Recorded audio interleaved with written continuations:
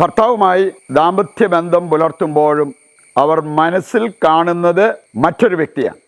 കാരണം ഭർത്താവിനെ ഇഷ്ടമില്ല, മറ്റേ വ്യക്തിയെ ഒരുപാട് ഇഷ്ടവുമാണ്. അതുകൊണ്ടാണ് ദാമ്പത്യധർമ്മം പുലർത്തുമ്പോൾ പോലും ഇങ്ങനെ ഒരു ചിന്ത, ഒരു ഭാവന അവരുടെ മനസ്സിൽ കയറി വരുന്നത്. നമുക്കറിയാം, വിശ്വസ്തത വളരെ പ്രധാനപ്പെട്ട ഒരു കാര്യമാണ്.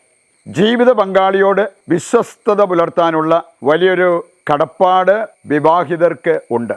ഈ ഒരു കാര്യം മറന്ന് അവിശ്വസ്തതയിലേക്ക് പോകുമ്പോൾ ജീവിത പങ്കാളിയുമായിട്ടുള്ള ഉടമ്പടി ലംഘിക്കപ്പെടുകയാണ് ചെയ്യുന്നത്. നമ്മൾ കാണുന്നുണ്ട്, ജെറമിയ 31:3 പറയുന്നത്, എനിക്ക് നിങ്ങളോടുള്ള സ്നേഹം അനന്തമാണ്, വിശ്വസ്തത അചഞ്ചലവുമാണ്. മാത്രമല്ല, പ്രഭാഷകൻ 23:25 പഠിപ്പിക്കുന്നുണ്ട്, അവിശ്വസ്തതയിൽ നിന്ന് ജനിക്കുന്ന കുഞ്ഞുങ്ങളുടെ വേര് പിടിക്കത്തില്ല.